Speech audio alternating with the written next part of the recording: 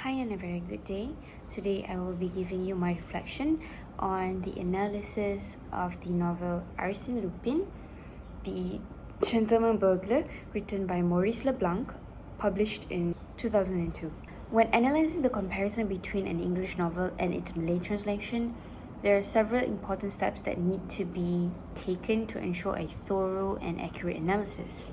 Now, the first process taken was to select the novel, and this novel was carefully chosen because of its Malay translation.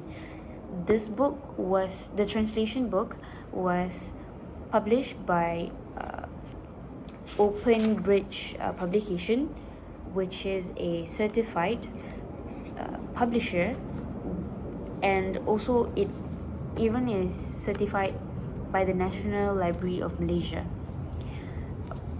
This translation is also the most close to the original text itself.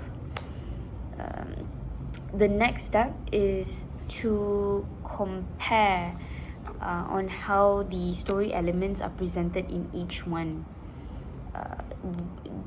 I was using both the PDF version of the English text as well as the physical version of the translation text to compare and note and jot down about the character details, the dialogues, as well as the way the story was unfolded. Both texts was analyzed side by side, and I had to skim through to identify which elements was most prominent. Now, the third step is basically to list down all of the elements that I have identified, as well as its examples, which is the lines and the page number itself.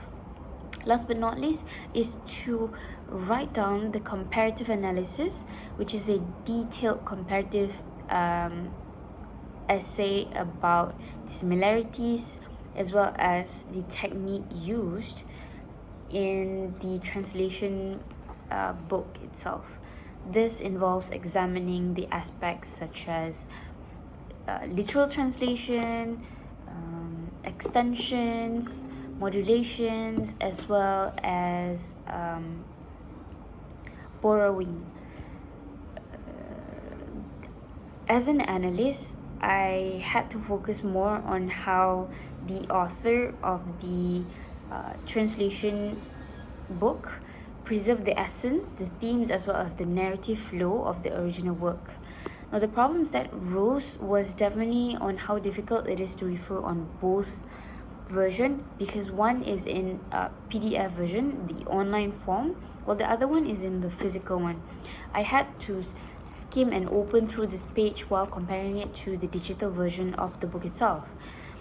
This made it a lot harder, mainly because it's easier to lose track on which line you are in compared to if you have both in the same form.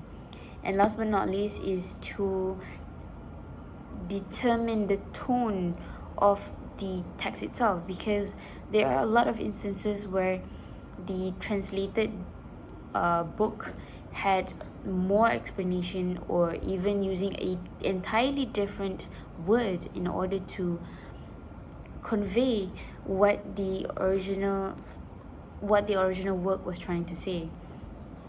This was a problem for me because it made identification or categorization of which technique a lot harder, since I had to really analyze and break down the sentences in order to find out if it's modulation or if it's just an extension on the translation itself. So in conclusion, analyzing the comparison between an English novel and the Malay translation necessitates a systematic approach and an adequate language proficiency, contextual understanding, as well as a comprehensive comparative analysis is very crucial to identify and address the challenges and the process of itself in the translating journey. By recognizing and navigating the difficulties that could arise, us as an analyst can provide valuable insights into the strengths and limitations of the translated work.